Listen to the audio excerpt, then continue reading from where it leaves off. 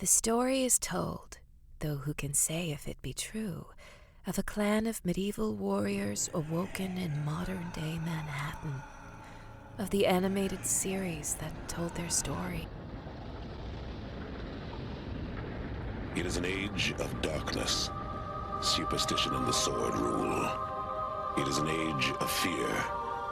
It is the age of gargoyles. Welcome to Voices from the Eyrie, a Gargoyles podcast. Hello and welcome to Voices from the Eyrie, a Gargoyles podcast. I'm Zach Joyner, webmaster and executive producer of the Spidey Dude Radio Network. This show is powered by Spidey-Dude.com. It's part of the general network that powers it. You can support this show if you like via patreon.com/SpideyDude Network. You can also leave us a voicemail, 818-925-6631. We'll play that voicemail in a future episode. We also like to get emails every once in a while. Be sure to leave us an email if you like, gargoylesvoices@gmail.com. Follow us on social media. At Spidey Dude Network on Facebook is the general network Facebook page. But you can also follow this exclusive Twitter handle, @FromErie on Twitter. Follow us there to get show updates at both places. Be sure to like, share, and subscribe if you're listening to us on YouTube. And if you're listening to us on your favorite podcasting app, you can always leave us a 5-star review, and we will read all of that feedback in a future episode. Want to give a shout out before we get started also as to our patrons, Scott and Venkman. Thank you for your support of this show and all the shows on the Spidey Dude Radio Network. As always, we thank all of our guests and our host for this show. And with that, I turn it over. Welcome back to our second episode of Voices from the Eyrie. I'm your host, Greg Weisman, and I would like to introduce my co-host, Jennifer L. Anderson. Hello, everyone. And I would like to introduce back to the show Mr. Greg Weisman, the supervising producer and co-creator of Gargoyles and the writer of, the first 2 seasons of Gargoyles and the writer of the SLG comic book. Hi, everyone. And I would like to, it is my pleasure to introduce to the show for the first time, but hopefully not the last, the other producer of the show, Mr. Frank Paur. Hello, everyone. We were going to dive into the making of the show, getting the show onto the screen, but before we do that, we actually have news to discuss. Yay, news. This is Nightwatch, reporting from New York, Travis Marshall. Tonight, more on the news that has rocked Manhattan, if not the world. After years and years and years of nothing, it seems there's so much merchandise coming out that I cannot keep up with it. I picked up that new Ravensburger Gargoyles video game at my local Target yesterday. They put it out early. Its street date is August 1st, and it's beautiful. The artwork on this thing is beautiful. The board is beautiful. I'm really impressed with what they've done with this thing. I haven't seen that. Me neither. I will send both of you the information later on. There's also those new Q-Mix figurines. They announced Goliath and Demona a few months ago. Now they just announced Lexington and Bronx the other day. And these things, they're not action figures. They're little statuettes. They're a little bit exaggerated. They have really big heads, but they look cute. And I personally like them better than the Funko Pops. And then, the big news, the NECA action figures. They announced Goliath several months ago, and he's been up for pre-order for a while. Supposedly the first pre-order sold out, that they had to do a second run, and he should be shipping in August at some point. And they just officially announced, after a tease and a stop-motion commercial, their Demona figure and a Thalog figure. Absolutely amazing. They understood the anatomy that we were going for. And they're do they have dates on that? Not yet. This year, though. But they have been teasing us on Twitter. NECA says they have planned at least 8 for 2022. They're full figures. Yeah, they're hoping to do a full line, and I've seen what they've done with other figures. If these things sell, I mean, the sky is the limit. I mean, we're talking about big coyote robots eventually. We went into full fandom CSI when they first announced the Goliath one, and then they were showing us pictures of them in the studio putting it together and stuff like that, and we're like, that is definitely Damona's gun behind it. Is that a part of her crown? I think it is. Blow it up. I noticed in the publicity photos, the accessories, and they even got the guns right. They did. Yeah, they look great. They obviously have been fans of the show since they were young, and now that they're old enough to have their own businesses, they're bringing it to life. So that's kind of cool. It's very cool. Although that means that we're really old, Frank. You know what? I try not to think of that. Okay, fair. I'm turning 40 in about a month, in less than a month. If you think you're old, I don't even want to think what I am. I'm turning 40 in less than a month, and you're still making me feel younger than I do. So I shouldn't complain, and I won't. All I'm thinking of is where am I going to put all these? I need to clean off a shelf because it's definitely happening. All of them. Yeah, I mean, you look at the accessories here. Goliath comes with a book. He comes with alternate hands and an alternate head, and he comes with the jalapeno. That was all. The jalapeno was all I needed. God, jalapeno. Yeah, I was wondering if you would have an opinion, Frank. even, you know what? Even I'm laughing at that now. So Greg got his wish. Newbies, this will be explained to you in due time. And Damona comes with an alternate head with a growling face, alternate hands, and like Frank said, they got the guns right. It's her season 1 guns, not the season 2 alien pulse rifle gun, but she comes with the bazooka from Awakening Part 5. She comes with the particle beam she used the rest of the season, the one that she tried to club Hudson to death with. Well, the thing that, to me, from the photos that I saw, that impressed me was the physiques. And, it's a very more realistic approach that they took than what we did, but they still understood the dimensions and the power of, it's like the hands and the feet, that these things look like they could dig into stone. That these are very physical creatures. So, and they're very powerful looking. That's wonderful. They understood it, the basics of it, and that makes a big deal. I wish they could have done that in the original ones, but even Damona's alternate head, the growl on her face is right out of Awakenings. It's so perfect. Oh, absolutely it is. They pulled that right out of Awakenings. They actually did. And I'm looking at the talons on her, and pardon my French, she looks like she could fuck you up. That's what I'm talking about. And she will. That's what I'm talking about. And apparently they haven't shown them off yet, but they announced during their not quite San Diego Comic-Con live stream that Thalog comes with a flare gun, he comes with the briefcase full of money, and he comes with the keys to their shackles. That figure is very episode specific, but I'm still hoping we get another one later with the armor. I absolutely love the briefcase.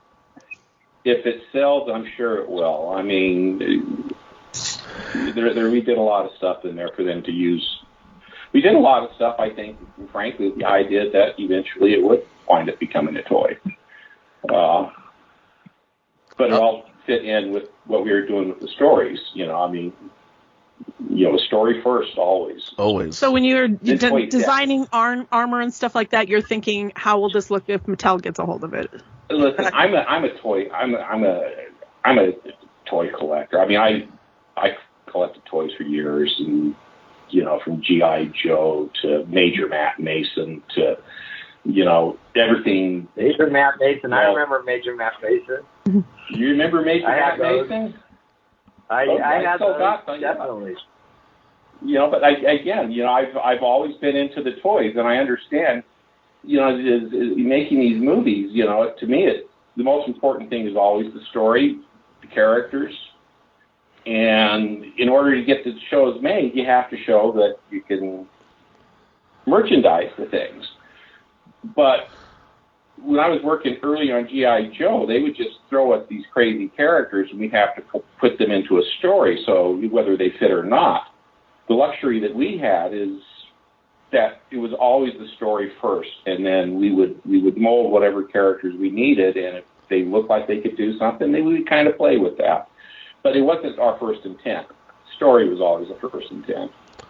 I'm glad, because it kind of spoiled me. Yeah, it seems like in this day and age where a lot of shows, not this day and age, it goes back to at least the 80s, when when Star Wars changed the game, and the other and all the three companies wanted a piece of that a lot of TV shows were toy driven, but the Disney Afternoon stuff never really felt toy driven. I mean, there was some merch, but I never felt like it was driving the show. I mean, but we'll be discussing that throughout the course of this podcast, I am sure, but we should probably jump into the topic of this podcast. I'm afraid we're out of time. This has been Nightwatch. Sleep well.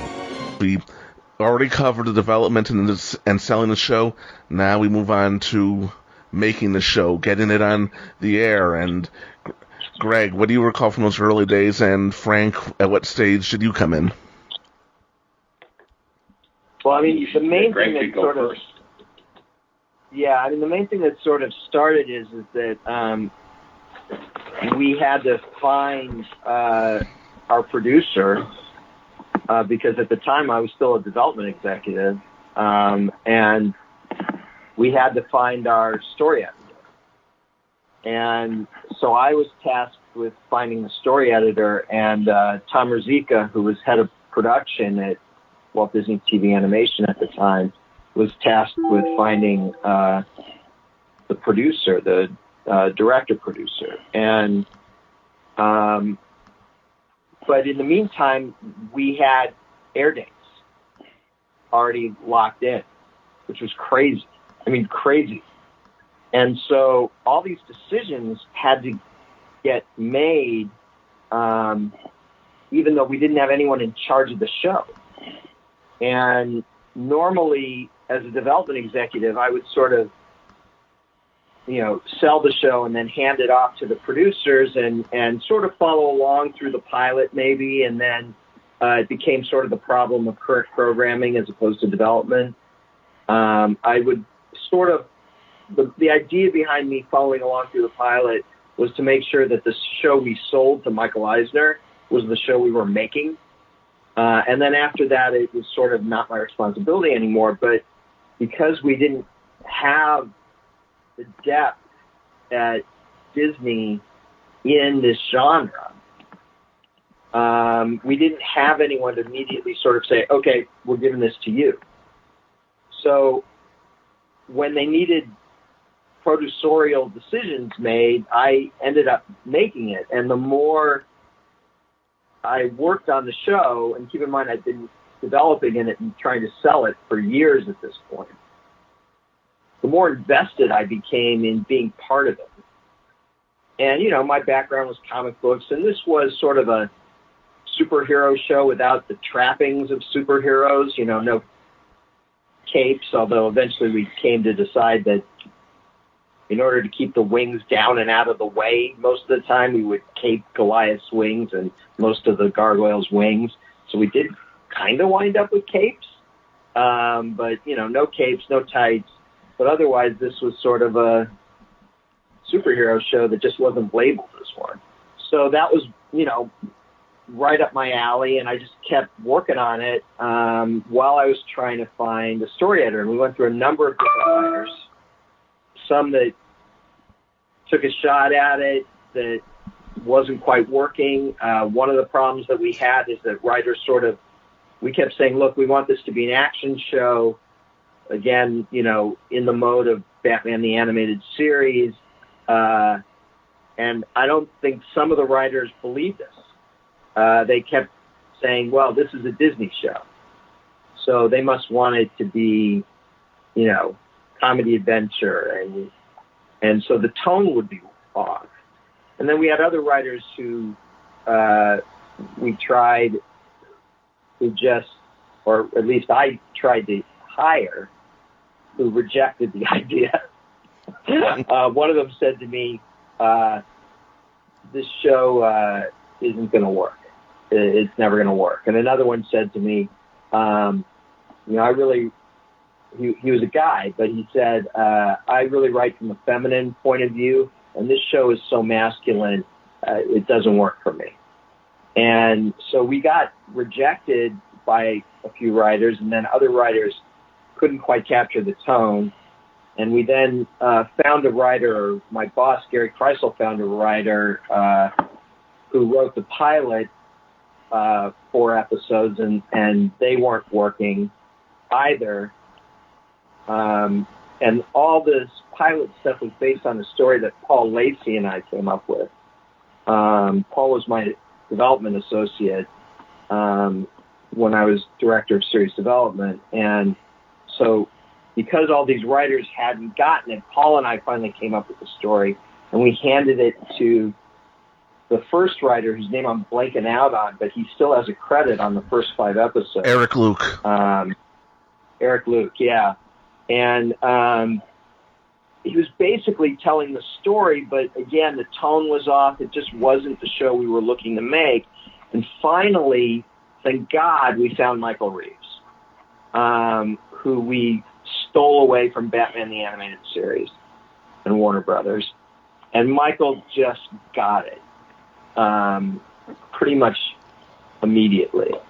So we said, look, we don't want to reinvent the wheel here. Here's Eric Luke's script. Here are copious notes on what Eric did. Can you fix this? And he did. I mean, just did a fantastic job. We wound up with too much material and ultimately turned that 4-part pilot into a 5-part pilot.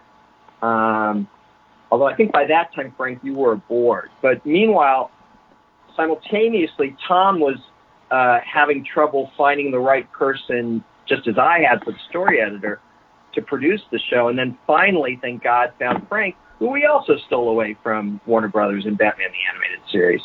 And Frank came aboard to produce the show, which was fantastic. But again, at this point, I was really feeling like this was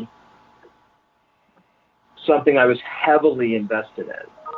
So I went to my bosses, Bruce Cranston and Gary Kreisel, and asked them to let me move over and produce the show with Frank.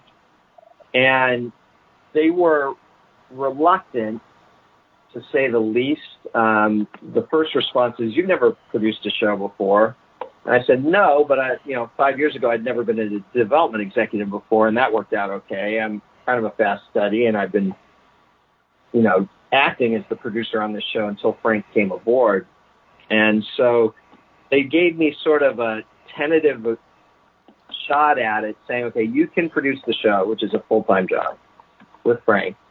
But you also have to continue in your development executive slot, which is a second full-time job. And they were going to pay me for the lesser of those two. And so for 10 months, that's what I did. And I think, Frank, you can speak for yourself, but I think Frank's initial reaction is, wait, I've got a partner? When did that happen?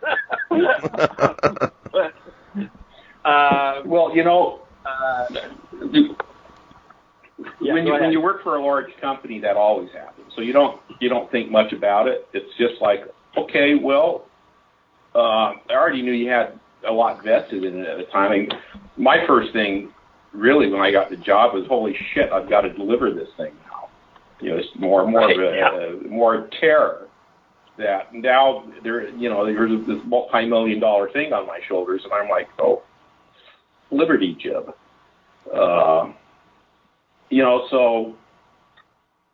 So when that happens, you work for someone like Disney or Warner's, that there's always layers applied, and so it really wasn't that much of an issue, because Greg kept everything pretty much on his end was pretty much on the writing, the story side, and mine was continuing the visual development and working out the presentation, the visual development of what you finally saw on film. And then later on, we both came in, and the stuff came back together. We merged in and worked together eventually more. But we both knew what we were doing and the things that we were doing, and we would allow each other to do that. And every once in a while, we would cross over with concerns and things like that, and we'd work it out. And I got to tell you, for the most part, I think it worked. It's like I said, Gargoyles was kind of spoiled me in a way, because we didn't really have a really heavy top layer of people coming down on us. The only people I had to really worry about, quite honestly, in answering to was Craig and Gary. That was it. Nowadays you have a whole line of lawyers and things that you have to deal with. Yeah, and Gary was sort of hands off too, basically. I mean, we got some notes from Jay Facuto here and there, who was the current executive assigned to the show, and then later Kim Christensen. But for the most part, I mean, I know I've told this story before, but because I had been an executive, and because I still was an executive for the first season, we were kind of left alone because there were other shows in crisis at the studio. And so everyone was really busy on some of these other shows that might have been slightly more problematic. And it was sort of like an insane asylum where they have trustees. They're inmates, they're patients. And that was the thing. The executive staff often viewed the talent as lunatics. These people are just crazy. How do you work with these people? They're crazy. That's how they view talent. And so, to be fair, many of them were. Right. So, because I was an executive and quote unquote talent, I was the lunatic most trusted. So when other shows were problematic, they sort of left me to do the show, and then, would check in periodically to try and figure out, okay, what are they doing over on Gargoyles? And so we had very little interference. We got S&P notes from Adrian Bello, but Adrian was really great about understanding that as long as we showed the consequences of an action, she'd let us do it, within reason.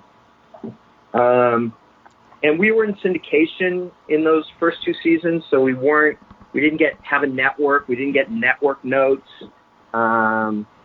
We had it pretty easy, and I agree with Frank. I was definitely spoiled on Gargoyles. The only thing I can say is, even at the time, I kind of knew, wow, this is a unique situation. This is a unique property.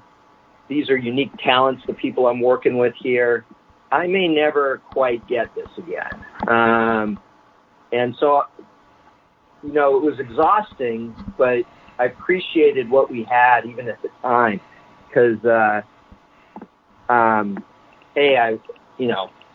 I was new to producing, but B, I recognized that this was not just typical of how shows operated. We had so much more freedom than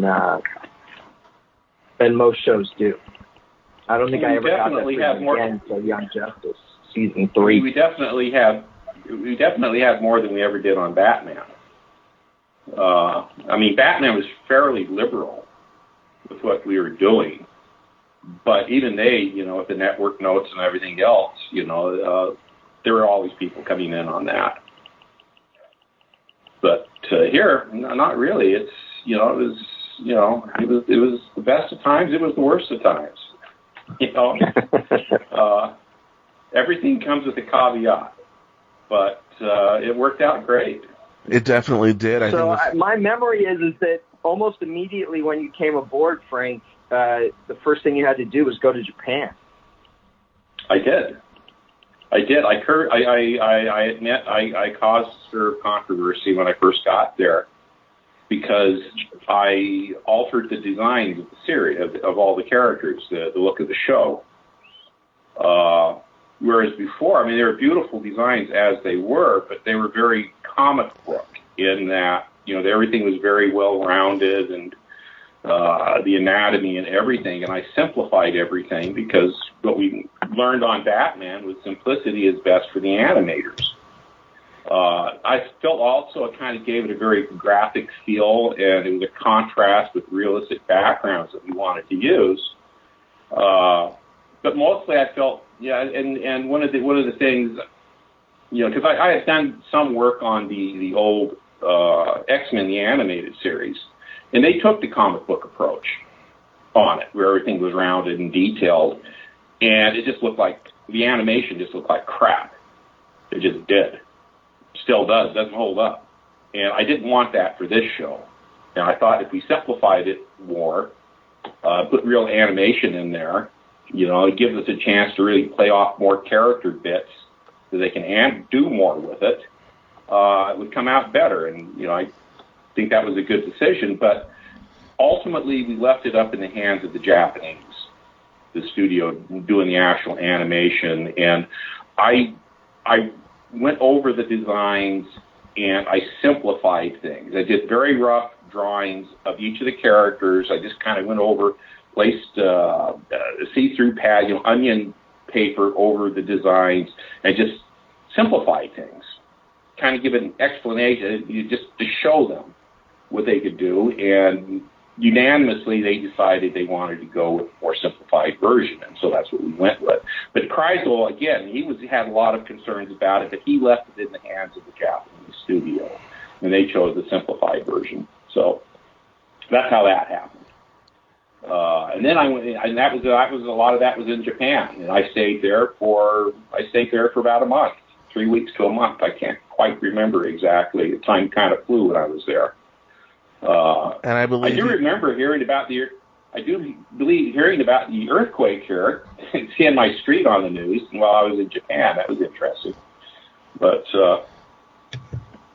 interesting, anyway. As in terrifying, right? Yeah, because you couldn't really contact anyone for a while. I was on the East Coast. I was probably the only one in this room who was on the East Coast when that happened. I was right in the middle of it.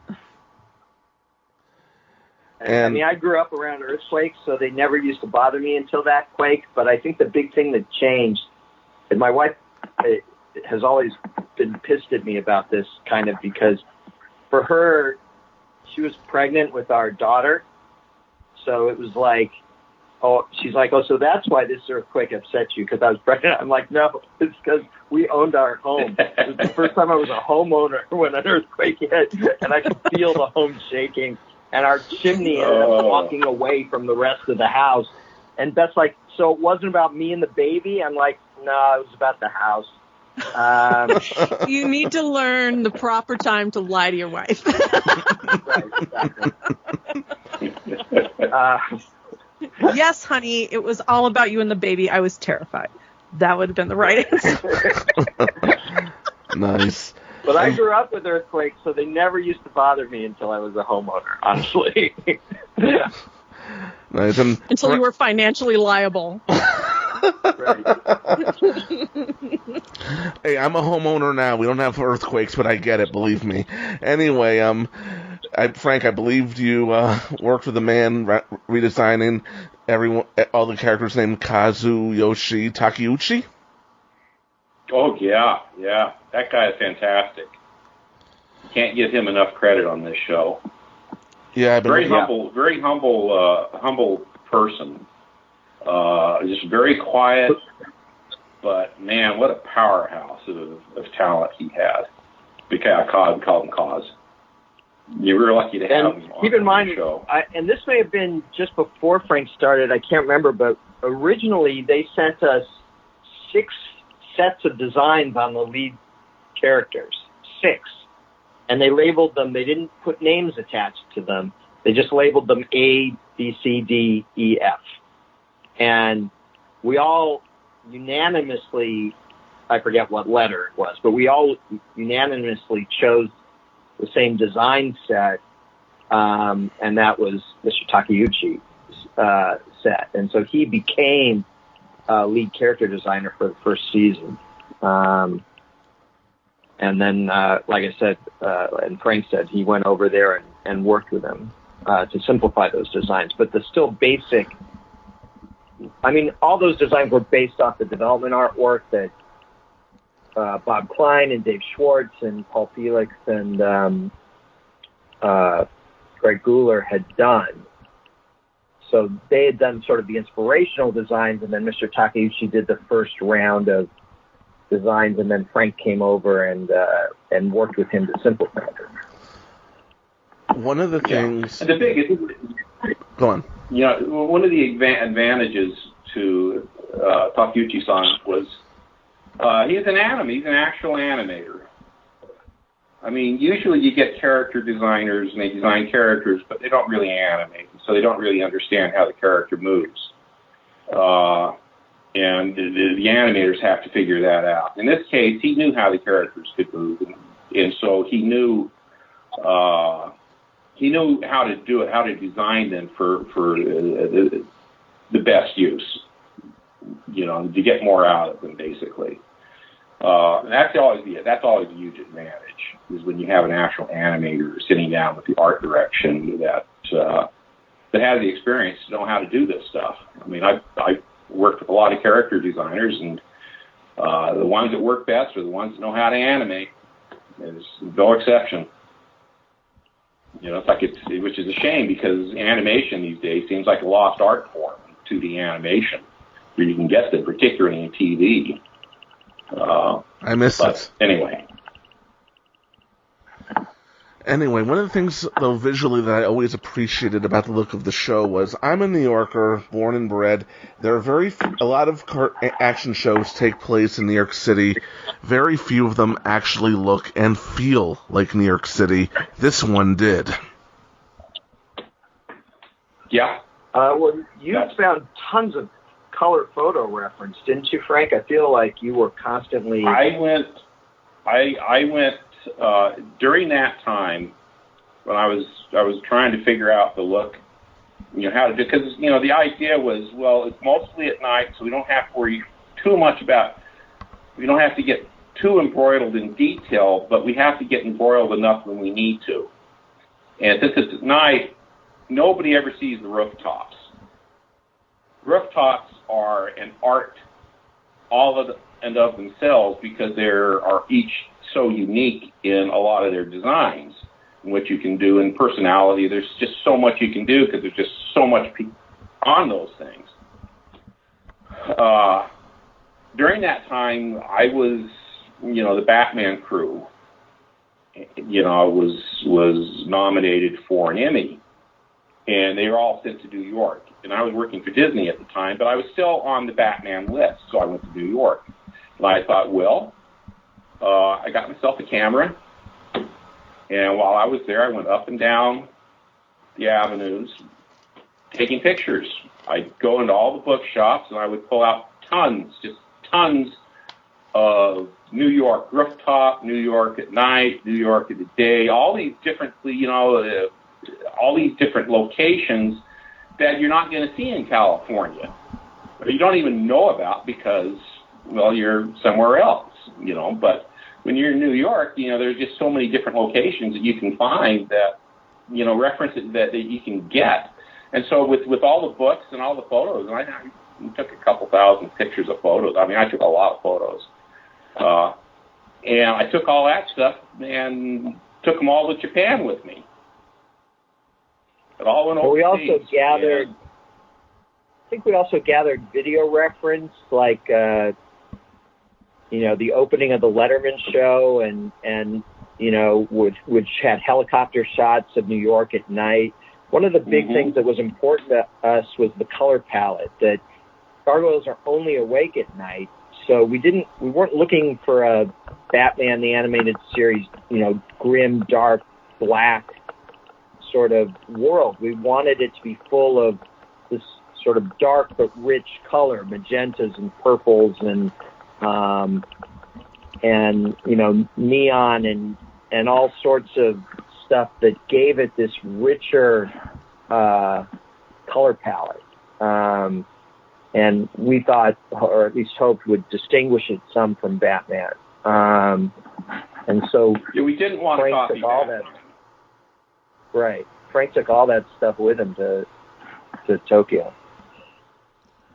And eventually it all went down to, because one of the big things when you always looked at big city, unless you're watching an anime from Japan, all of the background, all of the, they pictured cities in American cartoons. It was just, the streets looked like they were about maybe 10, 15 yards apart from each other. Sidewalks looked like they were about 2 feet wide. I mean, just none of it looked real, and nothing ever really looked like a real city.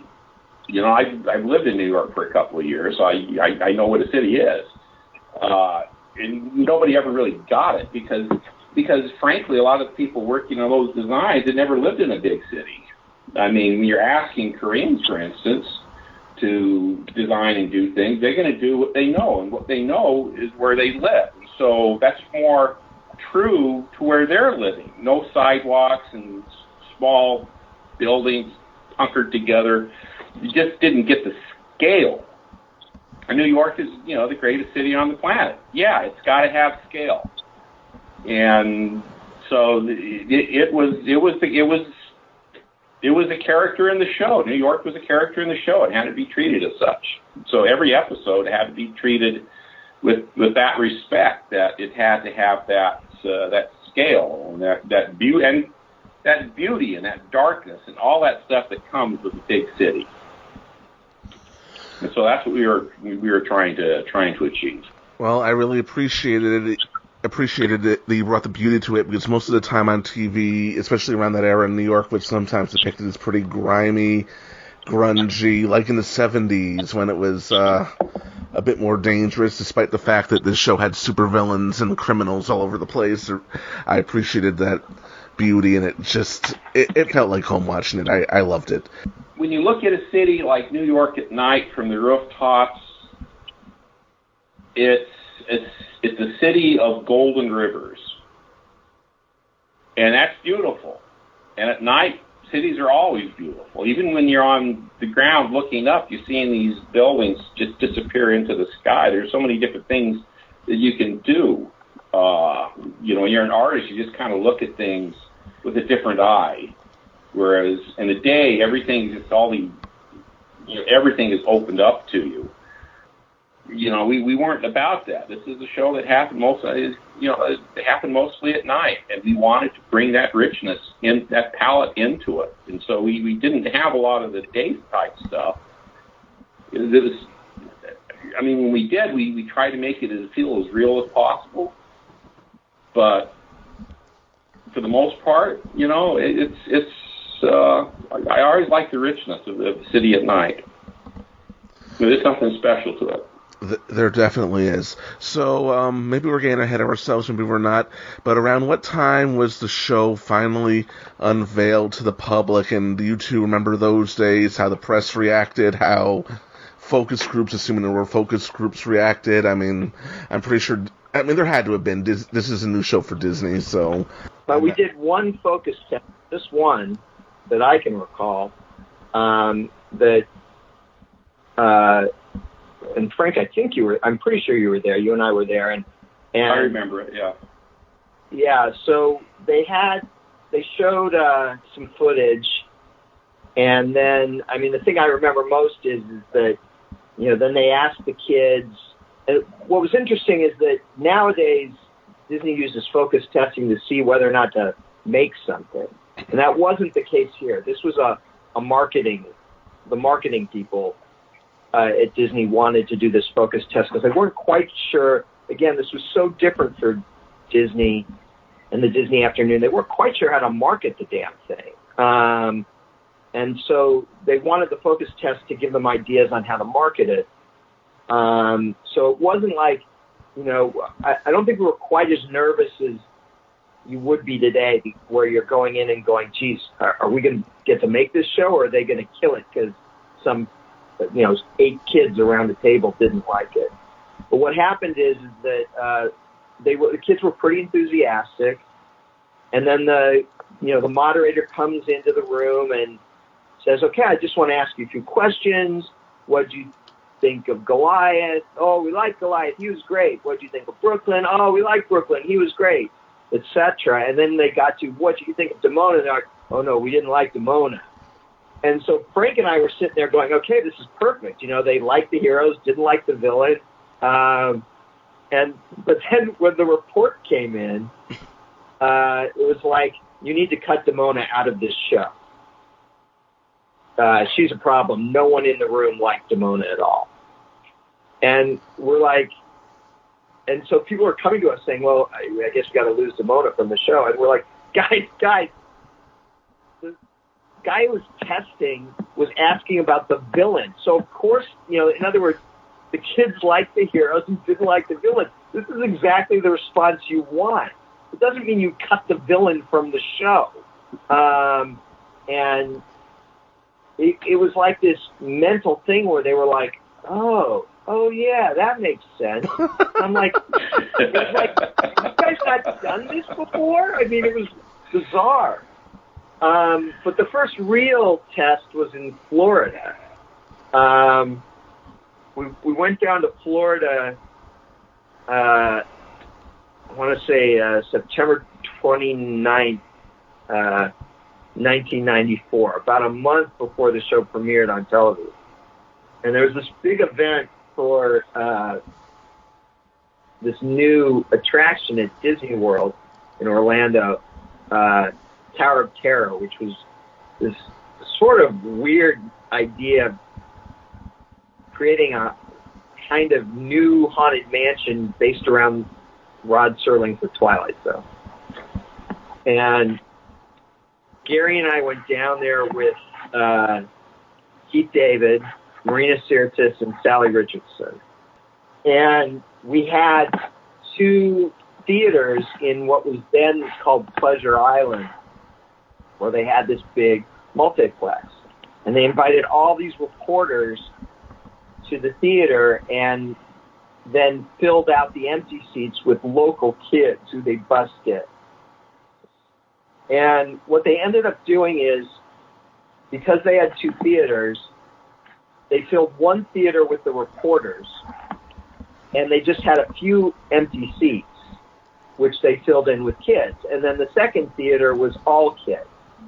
And Gary decided that he would be in the theater with the reporters to introduce the thing, and he was going to take Keith, Marina, and Sally with him, all 3 of the actors.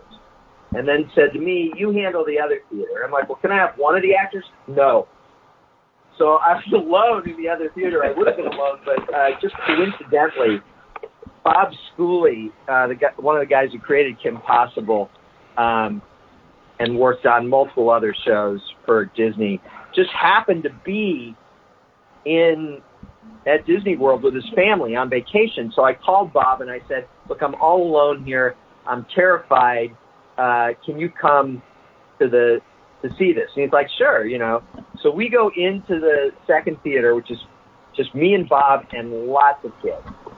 And I stand up and introduce the thing, but the kids don't care. They just want to see it already, right?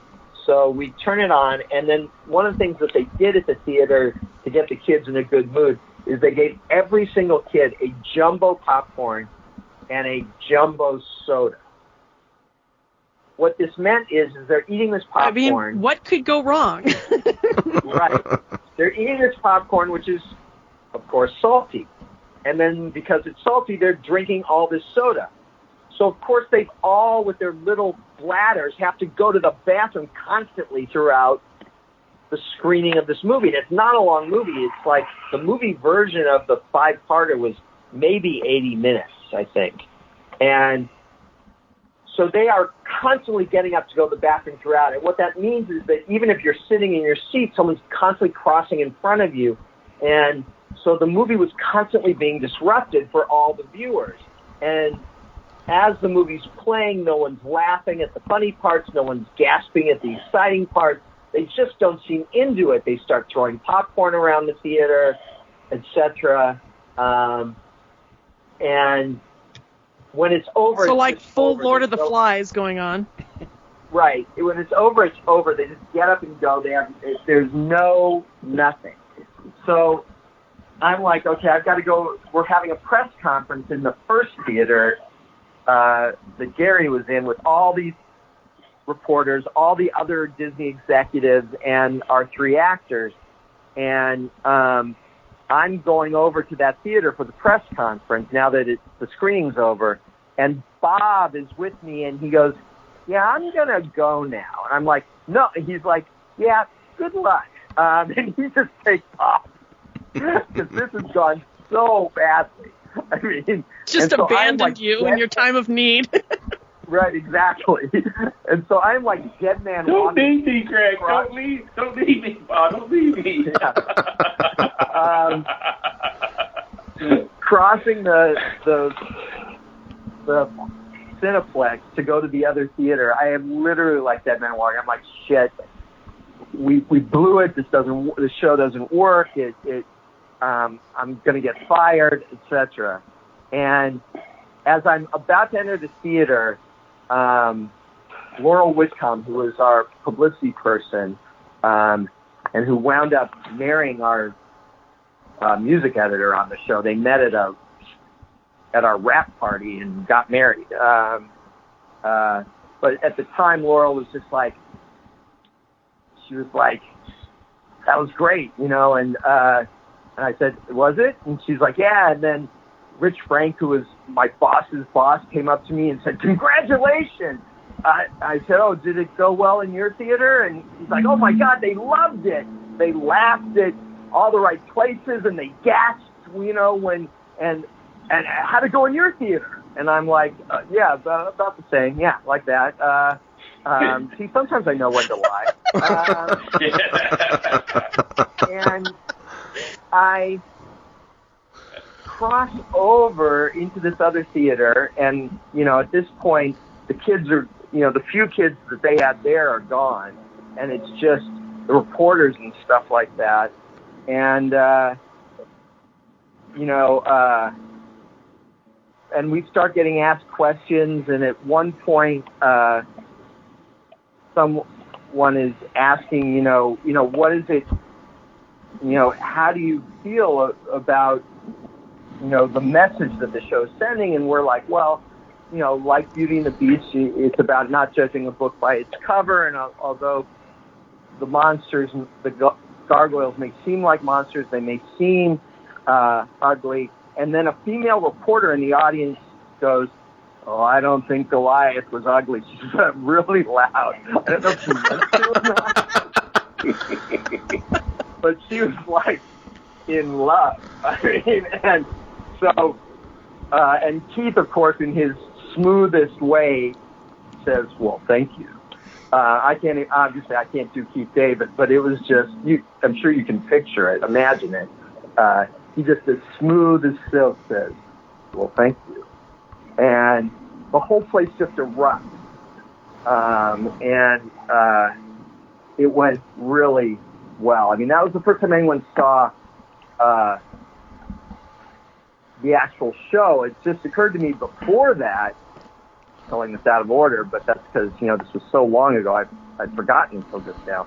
We actually had this event at Universal, at one of the hotels at Universal Studios in Los Angeles, where we showed a preview. The Sheraton. The Sheraton, yeah, we had the gathering there that one time. We had the banquet up there, same room.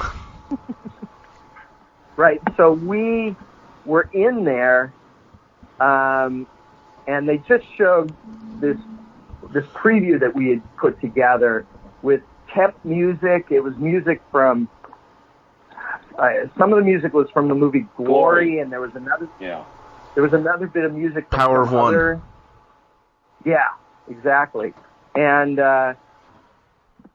so it's brief. It's like I can't remember, like a 3-minute preview or something, and we showed that. We had, again, a group of actors there with Gary and I. There was Bill Fagerbakke and Jonathan Frakes and Ed Asner at that one. And again, we get this question, which is, is this Disney? Is this a Disney show? What would you let your kids watch it? So, they're asking the people who are up on the stage, and at the time, Ed Asner's kids were my age. So, he's like, well, you can't really answer the question. And Jonathan Frakes and I, both of our wives at the time were pregnant, but we didn't have, kids to watch the show. So that the question just sort of segued over to Bill Fagerbakke, who was the only one who had young kids at the time, at least. And Bill just says, classic line, he just says, hey, it's better than Barney. And you could tell there were a lot of reporters in the audience who had kids who were forced to watch Barney because their kids loved Barney. And hated it Barney with a passion. So they all laughed, which was great. And really from that point on, from there and from the event in Florida, in Orlando, we always had the press on our side.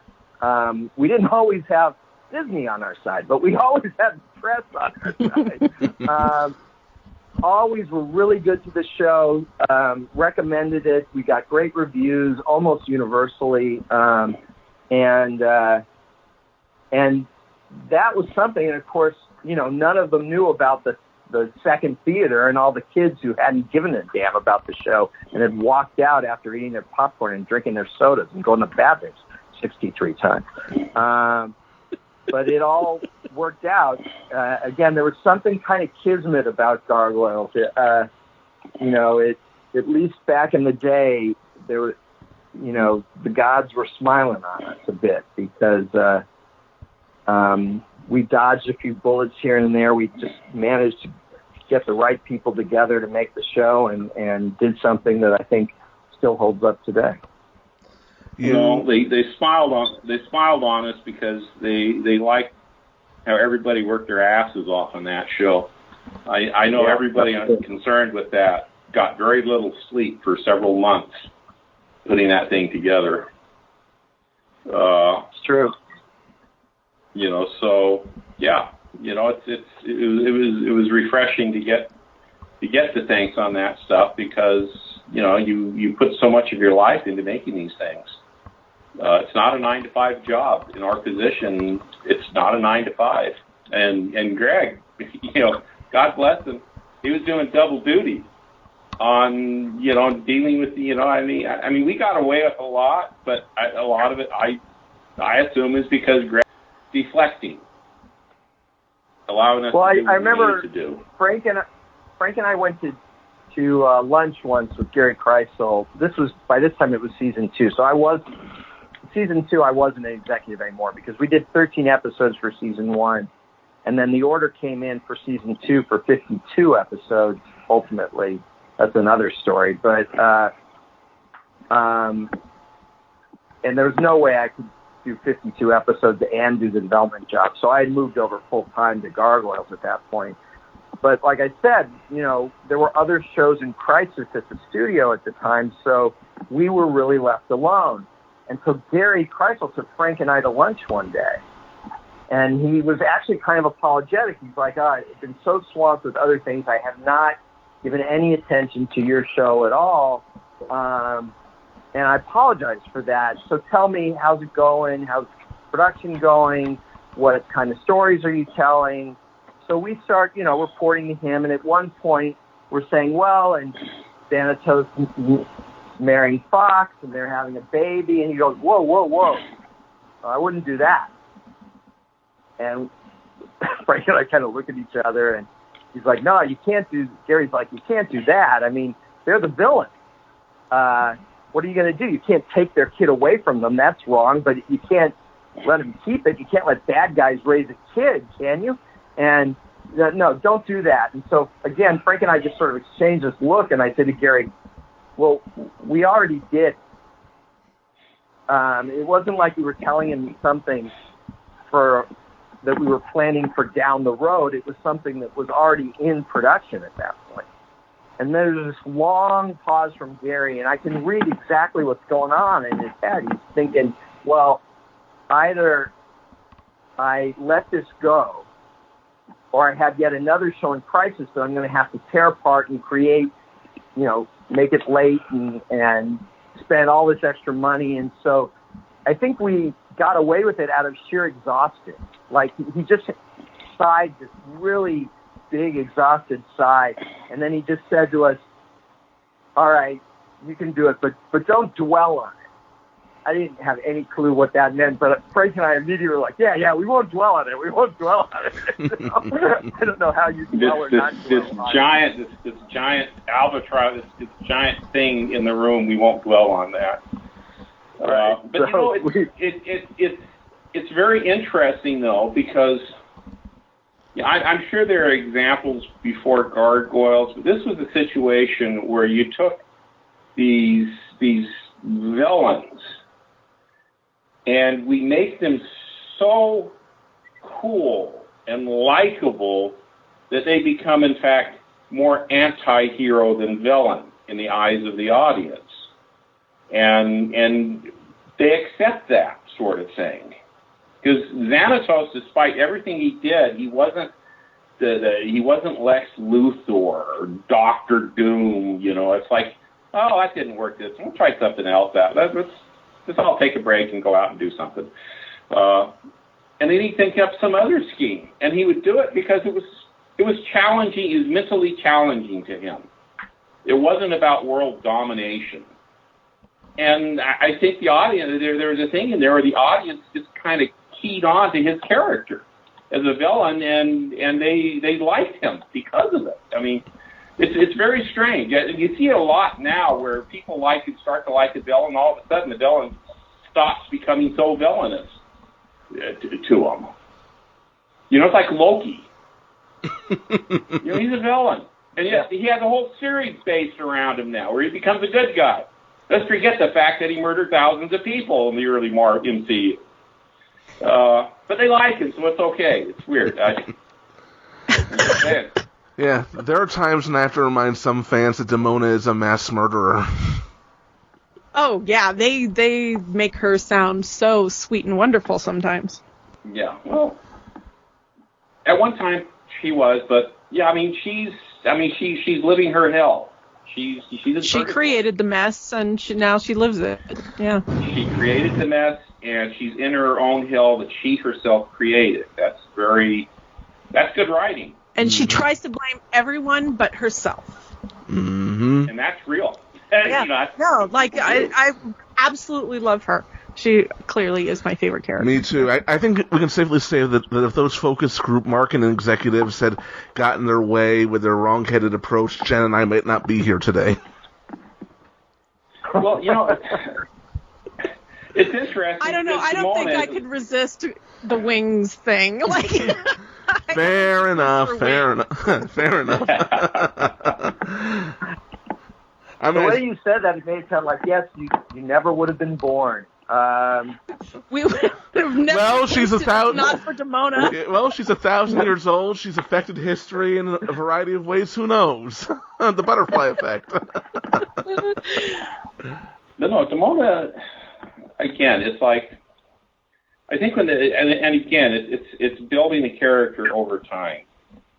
And at the end of City of Stone, her password alone. Guess what became my password for 10 years? And no one guessed that? You're lucky. That explains Demona's existence, and she's done it all to herself. And it still even now gets me. It was so well done. Yeah, I really can't wait till we do our deep dive. That in Demona and Xanatos, we really created a pair of villains that truly were, for the time at least, unique. I think since then there have been many like each, but Demona's closest antecedent is probably Magneto from certain versions of the character and not other versions, but that idea that a lot of what she's saying isn't wrong, you know. The prejudice that she's felt and the exclusion she's felt and the hatred she's put up with all create some justification for her anger, but she takes it way beyond, you know, all the way to genocidal thoughts, you know, against humanity. And then for Thanatos, this idea of a guy who's not interested in revenge, who's not petty at all. He has his agenda. He has multiple agendas. And, you know, what we used to call our Thanatos tag at the end of many episodes, where you thought he was about X, but it turned out X was a side thing, and really it was about Y. That's become like a trope of its own. You know, Xanatos Gambit is what they call it. Yeah, that's named after him, and back in the day, no one was doing that really. Carrie Bates and Carrie wound up being one of the story editors in the second season of the show, but Carrie Bates and I had a character in the comic Captain Atom called General Ealing, who was kind of a proto-Xanatos, but not nearly as charming. Ealing was, you know, very military and tended to yell at people, and Xanatos was so smooth, so charming. It was hard to hate Xanatos because he was so funny. He was so, and I don't mean funny like goofy and comedic. He was just, you know, he was sly. You know, he was really a trickster figure of his own. And nothing ever ruffled his feathers. He was always a cool cucumber through the whole thing. Right. And, you know, he valued his employees. They did good work for him. He valued them. They didn't have to, you know, the thing I always used to bother me is, you know, someone would fail to kill the Fantastic Four and Dr. Doom would kill him for the failure. And I would always think, hey, Doom, have you ever killed the Fantastic Four? You know, you're blaming these goofball second bananas for not achieving something that you've never managed to achieve. You know, the Shredder always sent out Bebop and Rocksteady, and it never worked out for him. Right, yeah, so it was just... Well, also, you're working with second layer you're working with inferior talent, because the real talent's going, I ain't going to get killed, I'm leaving. You know? Thalog. So, you know, we just tried to play him as someone who wasn't petty, who didn't need... You know, he could play act at wanting revenge if it suited his purposes, but that never really mattered to him. And he didn't want to take pieces off the table. Why would he want to kill the gargoyles when he's been able to manipulate them into doing all this stuff for him? Sometimes it doesn't work out, but most of the time it does. And again, most of the time he's got multiple items on his agenda, so even if the main thing doesn't work out, he got some side benefit from it. And all that made him pretty unique back in the day from everything else that was being presented, certainly in animated cartoons. And so I think Demona and Xanatos specifically, but all our villains, Thalog and Macbeth and the Pack and Fox for sure, they just, you know, our heroes were terrific. I don't want to downplay that, but I just think one of the big strengths of the show is that we had strong villains with unique perspectives that brought out the best in our heroes and made the show richer and more well-rounded, and that's part of what made it possible. I agree. I've always pointed out to people, even to this day, and I will admit my bias, and maybe I'm wrong, but I tell people, you like villains like, say, Azula, you can thank Xanatos and Demona for opening the door for this. I agree with that. They made the typical cartoon bad guys, you know, like they were always just someone who you knew was going to lose. And with Demona and Xanatos, there might be a way they're winning this. And I think that was a huge step in the right direction. Mm-hmm. Yeah, I mean, that's one of the things that we always strive to avoid in Gargoyles and any show I've worked on is you want to avoid that problem of villain creep, which is that, you see your bad guy lose often enough, and when he or she shows up again, you're kind of like, yeah, we know they're going to lose. And so you find ways for them to win, for our heroes to win, but also for our villains to win, so that they still seem threatening. They still seem unpredictable. You never quite know what they're up to until all the cards are put on the table. And, well, that's the term, unpredictable. They're always unpredictable. Right. Ain't that the truth? But I do. No, go ahead.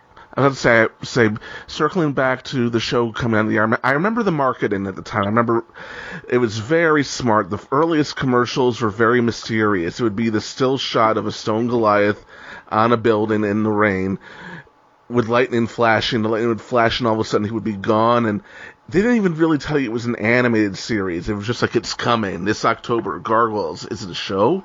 Is it a video game? What is this? And it was intriguing. And every new commercial at the time revealed a little bit more. They never give you a full shot of the Gargoyles. And I don't think we got our first real look at any of them until the premiere. I mean, we saw Lisa, a close-up of her at one point, but there was no Xanatos, there was no Demona in the commercials, nothing. Just a vague concept and Elisa Mazza, and it was some of the smartest marketing for an animated series I've ever seen. Jen, do you remember this? Oh, I absolutely remember it, because I was so eager to sit down and watch it. They gave you just enough to pull you in, and it wasn't an info dump. It was just a lure, and it was very good. Yeah, I mean, I feel like they did that without us, Frank. I don't. I remember seeing the stuff, but I don't remember them consulting us at all, just doing it. No, there are a few things that they would come up with. I would go, what? Like I would see some of the DVD art I was less than thrilled with, but but that was much later. That was much later, because they still didn't really quite get what we were doing. Are there, before we begin wrapping this up, are there any other anecdotes during the making and process of getting the show on the air that we haven't gone over that you two recall? How did you guys feel the second it aired? Like, what was that like to actually see it on TV? This labor of love. Well, it was great.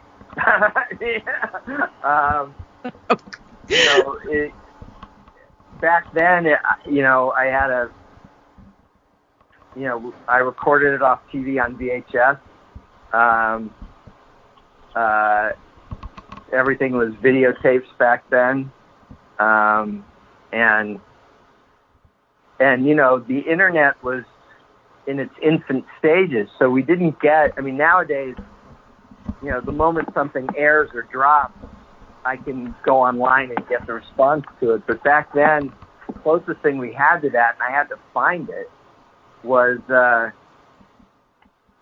was this email chain or something. It was, there was no websites to go to.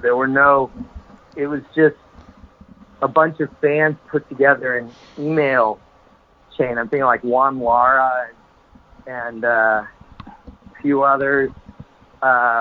This was all so long ago that we had no idea how the show had done in the way you know now. So we're waiting for Nielsen rating to come in, and they're overnight. So the next day, but we were on the first week we were on 5 days a week. So you're waiting for these overnights each day for the day before, but the overnights are just tentative, but they were good. And then you have to wait like 2 weeks to get the final numbers on how the show did. And again, keep in mind we were in syndication, so in one market, we might be on at 4:30 p.m. in the afternoon after kids are home. In another market, we might be on at 2 p.m. when most of our audience is still in school. In another market, we might be on at 8 in the morning. When some kids are still there, but most have already headed off to school. And in another market, we might be on at 6 in the morning when no one's awake yet. So it was a real mixed bag. And so you're sort of waiting for literally weeks with bated breath to see if people like the show, and the numbers were strong for the first day, and they only got stronger with each succeeding day of that first week. And then the numbers did great.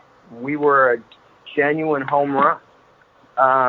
And then came Enter Macbeth, which came back from overseas in disastrous shape.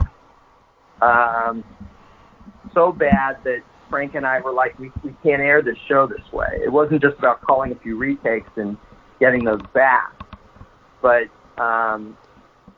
they had to reanimate a whole bunch of stuff. It had been subcontracted out from... I think that was done in a studio in the Philippines, wasn't it? Was that Japan, or I can't remember now if it was Korea or the Philippines or what. It was back before Korea was a big animation powerhouse industry in Seoul. So most of our first season episodes were done in Japan, many by Walt Disney owned studio in Tokyo, and a couple subcontracted out to other Japanese studios, but we had one or two in that first season that were subcontracted either to Korea or the Philippines or something like that. I feel like there was even one episode, might have been season 2, that was subcontracted out to Brazil.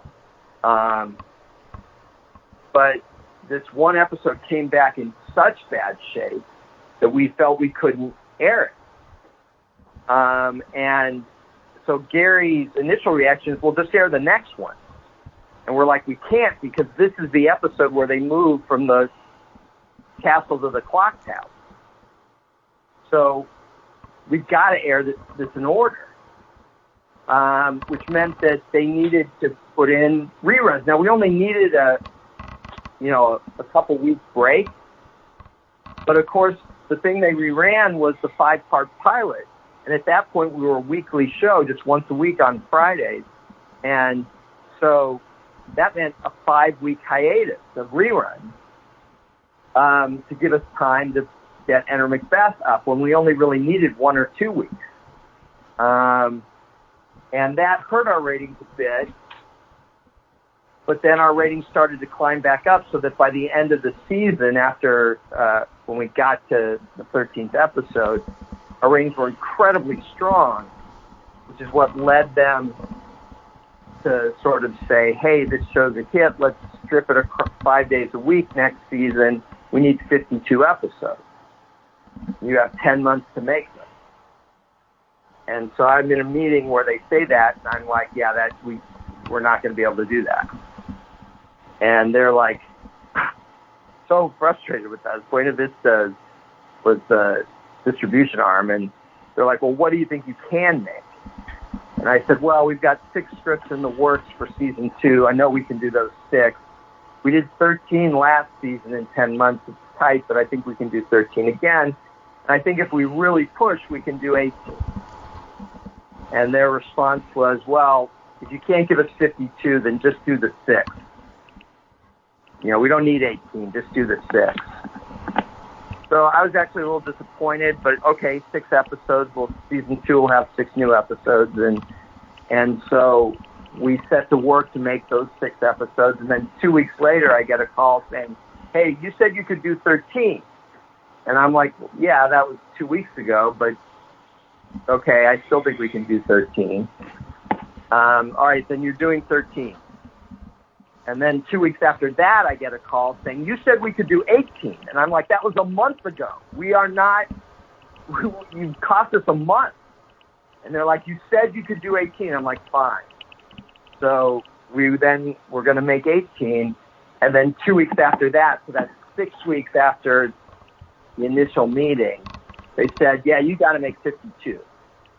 And I said, we're not going to be able to, because, what that meant in those days was they wanted 52 all for the fall quarter. It wasn't like they wanted 52 across 9 months or 12 months. They wanted 52 all to air, new episodes airing between September and December, and really early December because, pretty soon you get into the Christmas break and stuff like that. And I just said, you're never going to get this. There's just not enough time. It's just not possible to get 52 episodes in the fall quarter. And they said, you've got to make them. So we immediately, for season 2, had to expand everything. We brought the production back from Japan to Los Angeles, Burbank, though Japan still did a handful of episodes themselves under our supervision. But we expanded to 3 director crews plus Japan and 4 story editors. And we did the world tour and all this stuff to expand the universe so that we could do 52 episodes in one season. In the same amount of time it had taken us to do 13. And I was right. We couldn't get 52 done in time for the fall quarter. It wasn't possible. We ended up getting 31 done in the fall quarter, which was way more than I thought we could accomplish, but still from Buena Vista standpoint, they viewed it as failure on our part. And then we had 2 other problems. 2 other big problems that hurt our ratings. We were still a hit, but we went from being sort of a grand slam home run in the first season to just, a single or a double in the season. Because of 2 main factors, 3 if you count the reruns they had to put on because of we couldn't deliver 52 in the first quarter. And one of those was the O.J. Simpson trial, which was going on at the time and was constantly preempting our show, making it hard for kids to find it. And the second was Mighty Morphin Power Rangers, which I, wish I could say differently, but was just this huge hit, massive hit. And they beat us day in, day out. We were always number 2. We never fell to number 3. But they were number 1 every single day we went up head to head. And that was just a phenomenon that even though it mystified me, certainly at the time, why this thing was so popular, it was. And it beat us every single time we went up against it. And so by the time season 2 sort of rolled to a finish in May of 96, I guess, when you throw in the fact that all our bosses who had supported the show had gone away in one way or another, all support for Gargoyles sort of, the floor dropped out beneath us, and suddenly Disney went from loving the show to, thinking it didn't work. It's interesting that even now, it's like when I was doing Earth's Mightiest Heroes, we still got fallback because from Disney saying you can't have multi-episode shows. And so it's like, it affected my second, midway through the second season of Earth's Mightiest Heroes, they came in and said, no more, everything's got to be a single episode, so you got to change everything that you planned mid-season. And that was still fallout from Gargoyles, who they didn't want to deal with secondary, with multi-episode shows because they thought kids didn't like that. And now that's all anybody does is multi-part shows.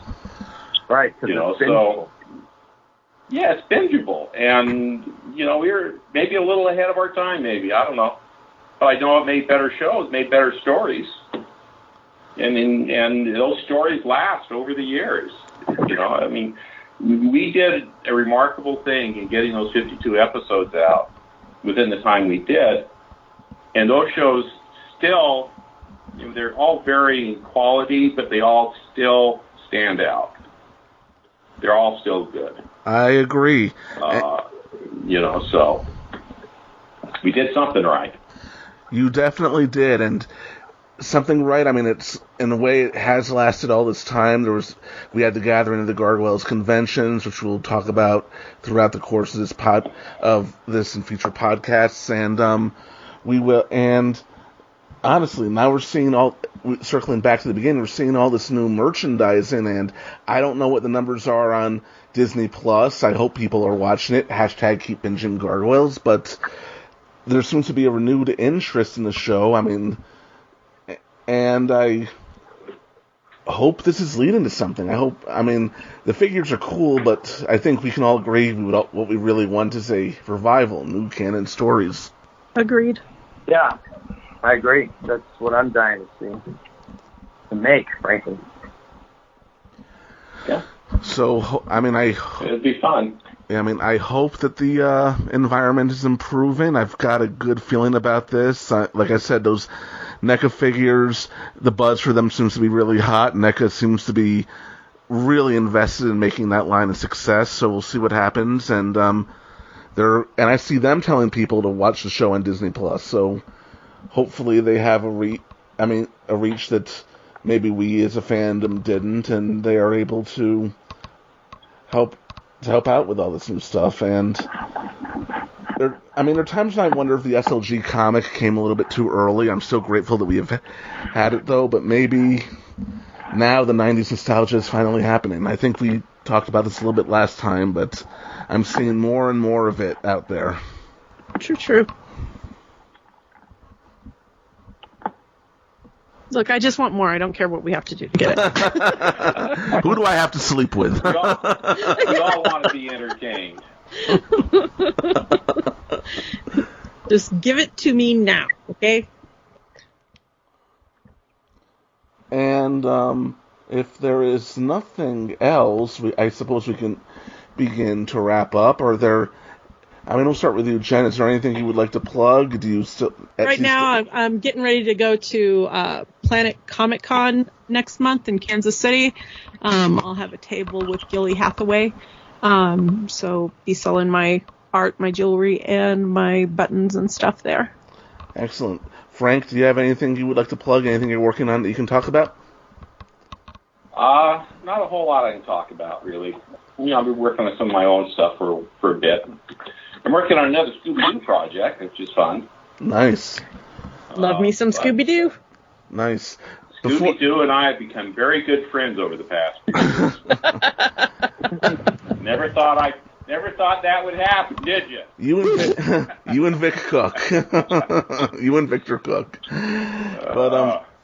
And before we cycle to Greg, one thing I would like to say that I would love to see, I don't know what the process would be to get this, but X-Men the Animated Series, Eric and Julia Lewald recently released an art book, The Art of X-Men the Animated Series, and considering all the artwork on Gargoyles, how gorgeous that show was. I would love a book like that. I would buy multiple copies. That would be amazing. I feel like we tried to get that going at one point. I have a vague memory that at one point we tried to get that going and it just never happened. Yeah, it'd be terrific. And God knows there's a lot of gorgeous stuff. Of course, 25 plus years later, it might be hard to find some of that stuff. But yeah, I agree. I'd love to see a book like that. But I don't know if that's on the horizon. Maybe someday. We'll see how this merchandise revival goes. And Greg, do you have anything you would like to plug? Not really, not yet. I mean, I'm working on season 4 of Young Justice. We're definitely in the home stretch now. We've got 14 episodes in the can. I'd say about 7 more in post-production, and The last 5 are still being animated overseas, but I don't have an air date yet. Don't know when it's going to drop on HBO Max, though I do know it will be on HBO Max. But stay tuned, you know. I'm guessing there'll be more information by the time DC Fandom comes around. I don't know that. I'm guessing, but that makes sense. Well, hopefully by the time this podcast drops, we'll have seen something. A trailer, if not the first episode. No idea. All right. Well, if there's nothing else, I would like to say thank you to everyone for coming on. You can follow us on Twitter, this podcast, at From Eyrie, FROMEYRIE, at From Eyrie on Twitter. We're constantly promoting this show, giving updates, and talking about the show and the original show series in general, and the merchandising. We will let you know as soon as pre-orders for the Demona and Thalok NECA figures are out, and just watch that space, and join us next time when Greg Weisman will rejoin us to discuss the pilot, Awakening Part 1.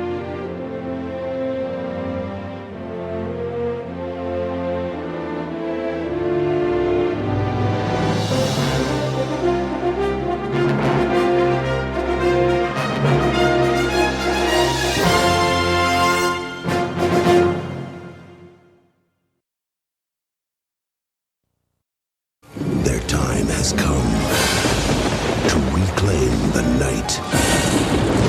Gargoyles, series premiere later today.